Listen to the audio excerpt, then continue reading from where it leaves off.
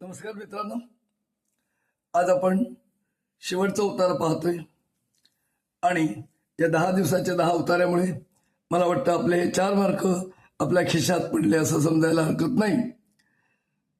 Bye the practice only you will get 4 marks. Those students are listening properly should get, but those are little but poor in writing.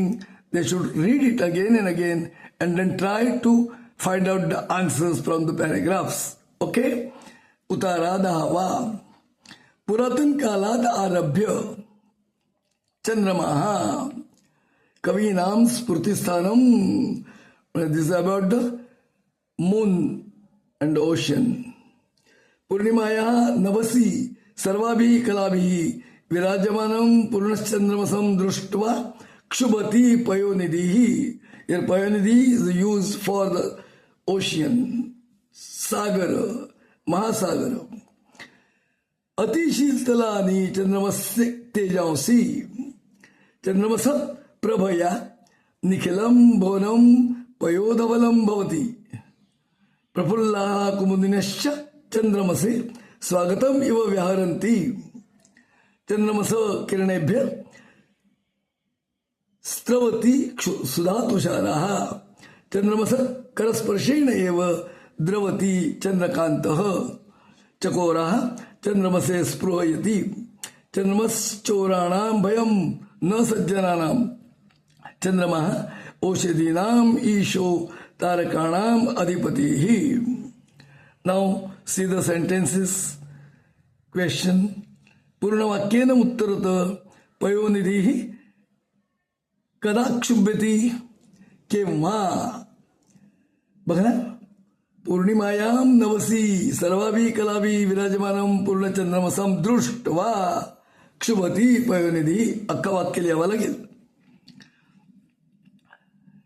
चंद्रमस करस्पर्शेण Kim द्रवती. एक शब्द पाहिला आपण, चंद्रकांत द्रवती. अख्खं वाक्य लिहायचंय. चंद्रमस करस्पर्शेण एव द्रवती चंद्रकांत. तर प्रातिपादिकम तर सोपं झालंय. तेजांसी तेज, प्रभया प्रभा. वाक्यम पुनर्लिखित वा सत्यम लिखत. सज्जनाः चंद्रमस भीताः. आता सज्जन चंद्राला घाबरतात का? इथे काय दिलंय? एक चोर दिले. चौराणाम भयम न सज्जनानाम. मग हे उत्तर इथे चुकीचं दिलेलं आहे. पण सज्जना चंद्रमसम न भीता आहे. इथे काय द्यायचंय? असत्यम वाक्य लिहून. आणि माध्यम भाषा या सरलार्थम लिखत. चंद्रमा औषधीनाम ईशो. इथे देव आहे. चंद्रमा हा औषधाचा देव आहे. The moon is the god of the medicine. चंद्र हा औषधीचा म्हणजे औषधाचा राजा आहे, औषधाचा देव आहे. इथे आपण आज थांबतो. आपण हे उतारे पुन्हा पुन्हा वाचा, आपल्या वहीत लिहून काढा आणि याचा सराव करा. तुमच्या मनात येतील ते कोणतेही शब्द घेऊन त्याच्याबद्दलचं तुम्हाला प्रातिपादिकम देता येईल. त्याचाही सराव करा, मार्क मिळतील. तुम्हाला शुभचिंतन करतो. आणि उद्यापासून आपण 10 दिवस 10 श्लोक पाहणार आहोत. याची आठवण ठेवा. आपण पाहत चला. आपल्या मित्रांना सांगा, सबस्क्राईब करा आणि मलाही सहाय्य करा. इंग्रजीतलं एक वाक्य आहे बघा, help me to help you. मी तुम्हाला मदत करावी असं वाटत असेल तर तुम्हीही मला मदत करावी असं मला वाटतं.